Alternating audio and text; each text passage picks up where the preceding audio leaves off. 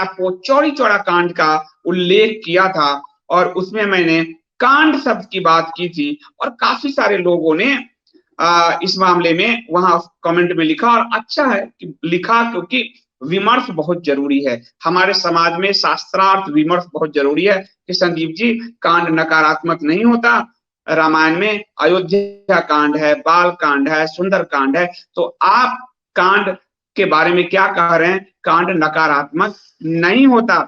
तो कल मैं रात में उसमें, क्योंकि मैंने कहा इस पर मैं कल आपसे बात करूंगा और मैं आपको असल में मतलब इसका समझाऊंगा।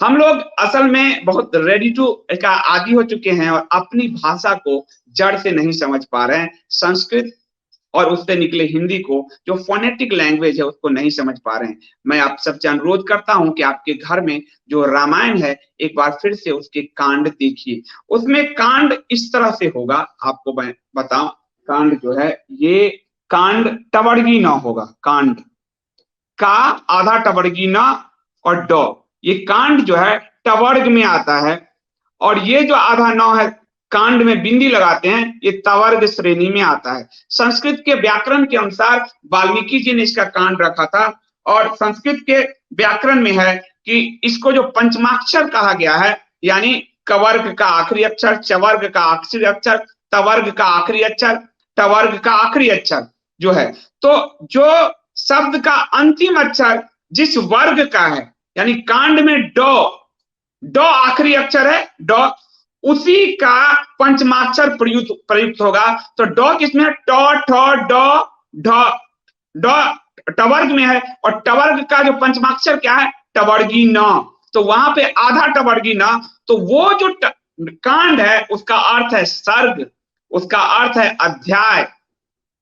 और ये जो कांड है, ये कांड, ये ये न का प्रयोग किया गया है, बिंदी का प्रयोग किया गया है और ये अधिकतर जो है आपको नकारात्मक सेंस में जो अनुपयुक्त कार्य हैं या इस तरह के जो कार्य हैं जिसको अनुपयुक्त कहेंगे, ज्यादा उपयुक्त नहीं कहेंगे, उस संदर्भ में कांड में ऊपर बिंदी लगता है और कांड, अयोध्या कांड, बाल कांड, सुंदर कांड में टवर्गी न लगता है, जिसका अर्थ है अध्याय और सर्ग। तो संस्कृत में थोड़े से अर्थ इधर उधर हो जाते हैं, उसको ध्यान देने की जरूरत है। अब मैं इसमें आपको जो बात आगे बताऊंगा कि चौरी चौरा के लिए ये बात क्यों कहा गया। चौरी चौरा के लिए कल जो 5 फरवरी को ये इस पर ये जो आप देख रहे हैं चौरी चौरा शताब्दी महोत्सव, इस पर डाक टिकट पीएम ने जारी किया था और यूपी के 75 जिलों में इसको मनाया जा रहा है। ये हमारा जो Indian council of historical research है, उसने इस कांड शब्द में बदलाव की प्रक्रिया को शुरू किया है।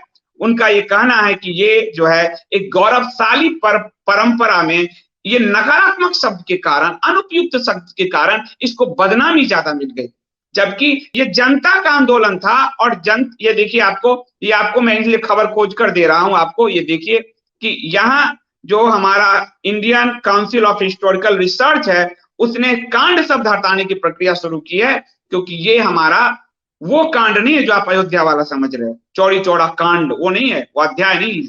ये कांड नकारात्मकता के संदर्भ में उपयोग हुआ है और चौरी चौरा कांड के कारण, चौरी चौरा के उस आंदोलन के कारण, प्रतिक्रिया में जो आंदोलन था उस कारण भारत को उसी वक्त आजादी मिलती, तो इसको सकारात्मक रूप से लेने के कारण अंग्रेजों और मार्क्सवादियों ने उसी इतिहास को नकारात्मक रूप से धकेल दिया और वो जो है असहयोग आंदोलन जो गांधी ने किया था उसने वापस ले लिया, वरना हमें 2022-23 में ही आजादी मिल गई थी। और गांधी ने कांग्रेस को विभाजित कर दिया, गरम दल नरम दल में। गांधी एक विभाजक की भूमिका में थे। आप अगर इसको देखोगे तो ICMHR ने कहा है, जो आपको बताऊं, कि ऐसे नकारात्मक शब्द हटाए जाएंगे और इसकी शुरुआत होगी राष्ट्रीय आंदोलन के इतिहास में प्रमुख मोड़ कहे जाने वाला चौरी चौरा कांड से, जिसका शताब्दी वर्ष इस बदलाव का साक्षी बनेगा। इसलिए प्राइम मिनिस्टर योगी ने शताब्दी वर्ष के रूप में इसको लिया है। पहले खबर बता देता हूं,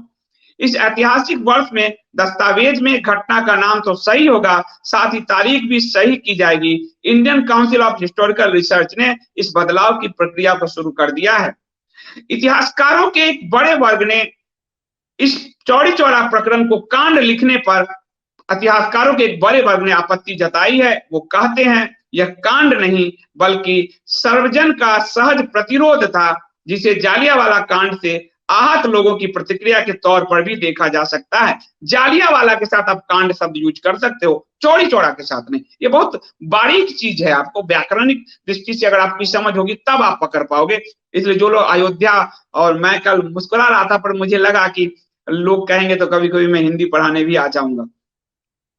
और मेरे घर में भी सबने कहा कि ये क्या कहा है तुमने, ये कांड कांड पे क्या इतने कमेंट आ रहे हैं, तो मैंने कहा कल जवाब दूंगा सबको। तो इसमें इतिहासकारों ने जो तर्क दिया है वो ये कि कांड में पराधीनता के दौर में अराजकता का भाव निहित है, उस कांड में अराजकता का भाव निहित है, और यह शब्द पूरी तरह से नकारात्मक है, और चौड़ी चौड़ा प्रकरण का लक्ष्य सकारात्मक था। आज वेद प्रकाश वैदिक चिल्लाए हैं, लेख लिख रहे हैं कई अखबारों में, और पीएम मोदी का पर हमला कर रहे हैं कि गांधी के को भुलाने का प्रयास है।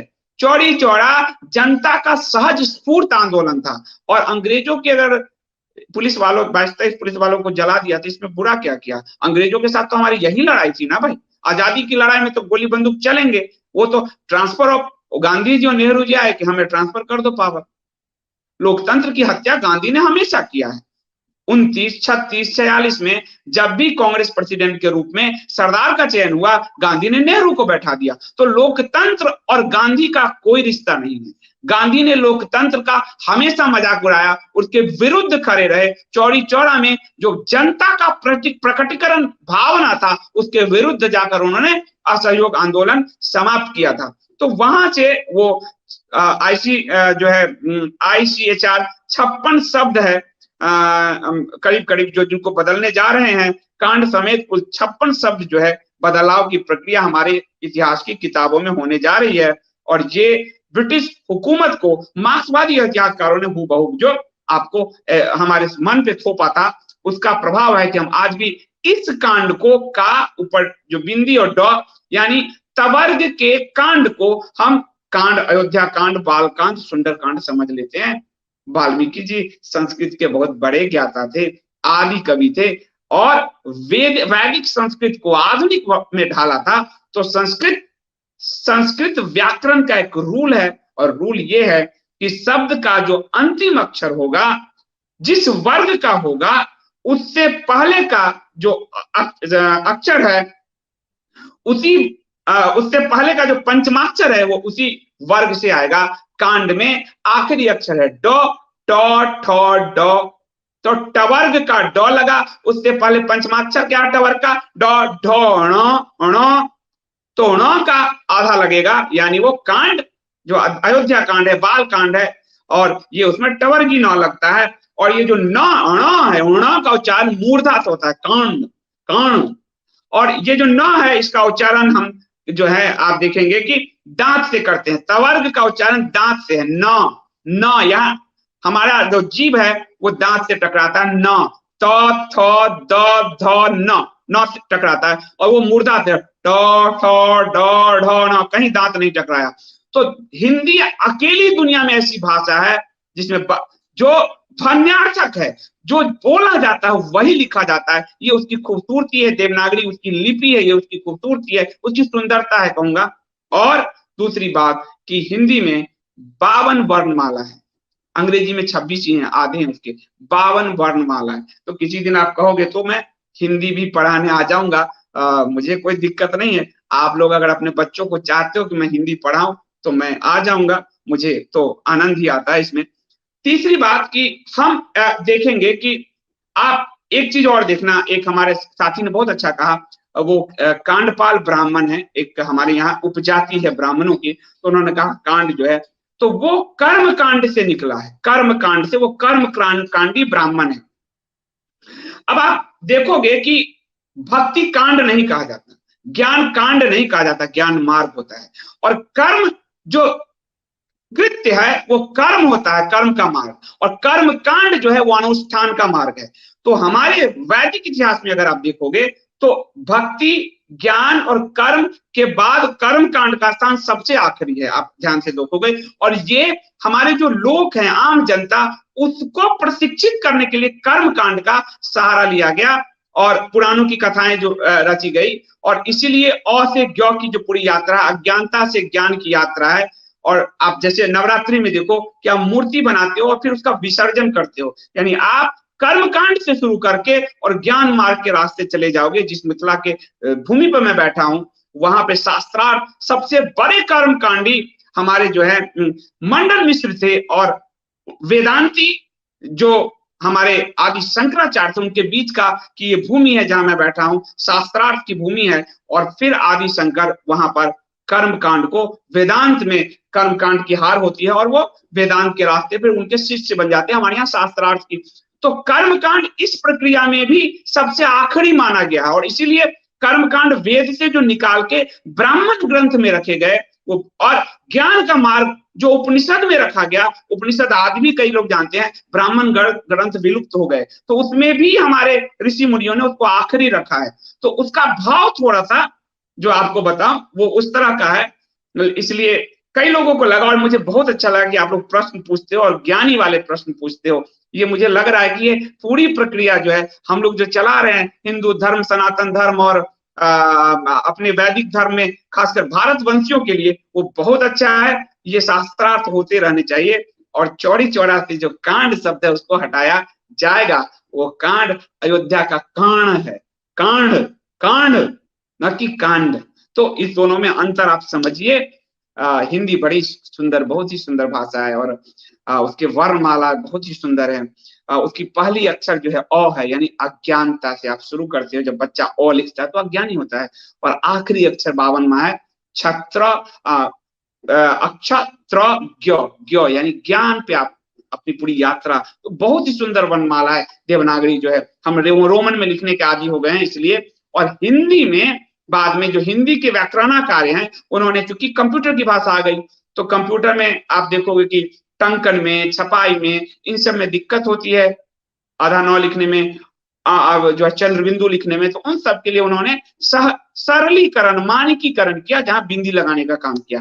परंतु उससे हमारे संस्कृत के व्याकरण तो नहीं बदल जाते। सुविधा बढ़ जाए, 2 मिनट नूडल्स में हम जो है अपनी भूख मिटा लेते हैं, लेकिन अंत में तो चावल और रोटी हम छोड़ तो नहीं देते। तो इसी तरह जो है मैं आप लोगों से, कभी कहोगे तो मैं हिंदी भी पढ़ा दूंगा। हिंदी तो मेरा बड़ा प्रिय सब्जेक्ट रहा, विषय रहा।